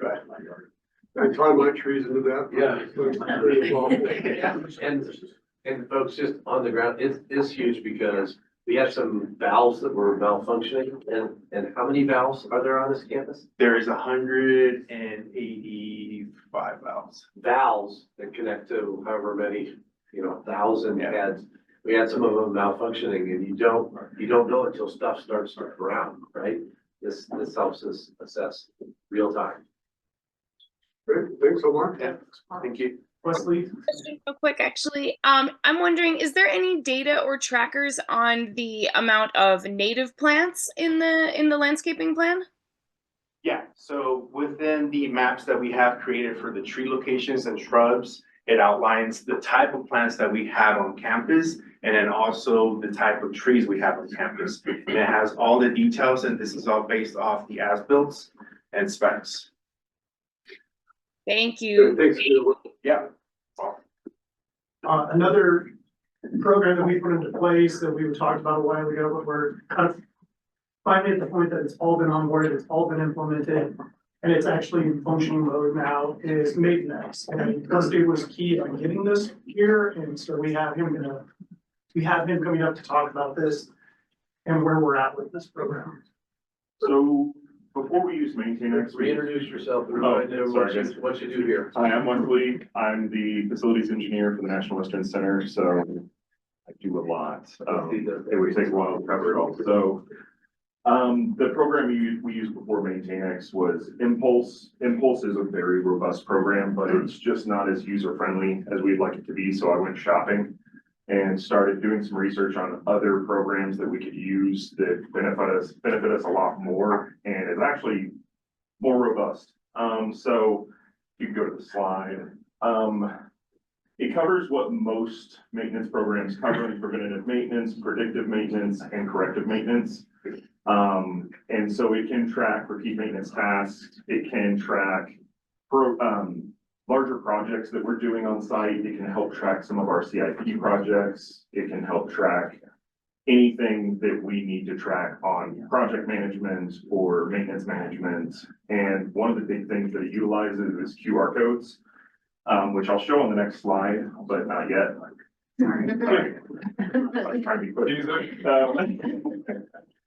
So it has a QR code program where I can print off QR codes. I can stick them to assets or locations. When I walk up to the location of the asset, I can scan it with my phone, and it takes me straight to that asset on my phone. I can create a work order. I can check history on work orders, or I can see active work orders for the moment.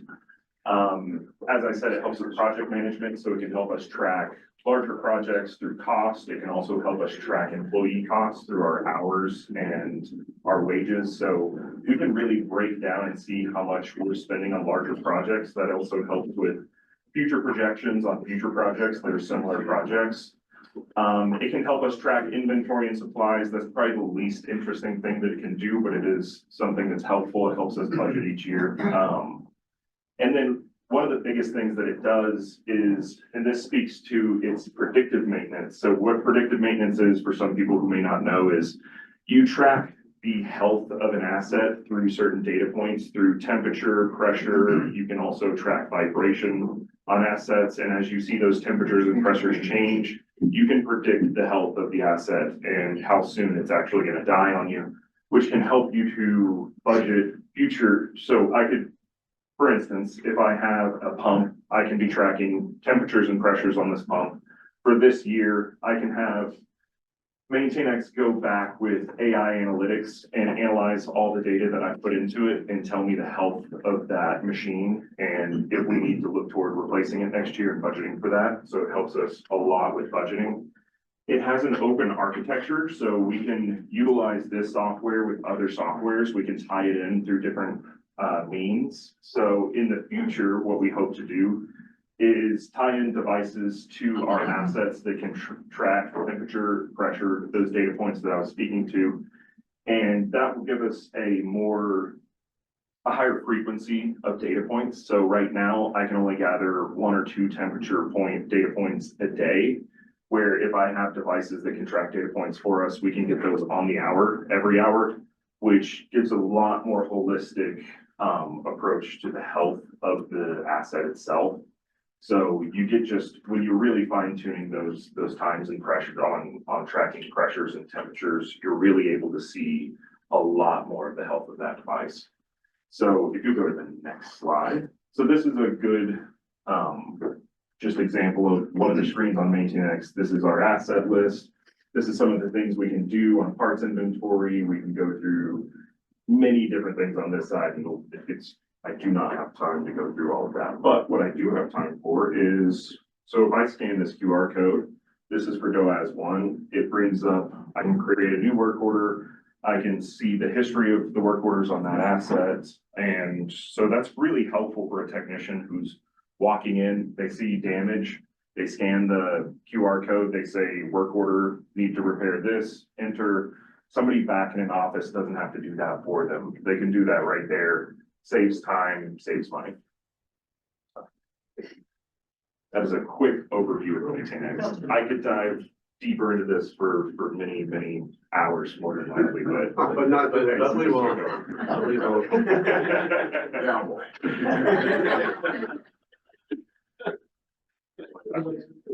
Any questions? We're good? Yep, great, good. Okay, I know we have, Jenna, we have a public comment today? We sure do. We have several members of the public on. Okay. If you are interested in making a public comment, can you please raise your hand so that I can allow you to speak? Looks like Ken Liu has his hand up. So Ken Liu, why don't you go ahead? You can just. Go ahead, Ken, can you hear us? Yes, I can hear you. Can you hear me? Yeah. Go Great. ahead, sir. Thank you so much. Good morning. My name is Ken Liu, LIU. I'm with the Culinary Union in Las Vegas. I'm here today to talk to you about the ongoing strike at the Virgin Hotel in Las Vegas. This casino is owned by Fengate Asset Management and the Laborers Pension Fund of Central and Eastern Canada. As you know, Fengate is leading the consortium to build the expansion at National Western Center with an investment by this particular Laborers Pension Fund.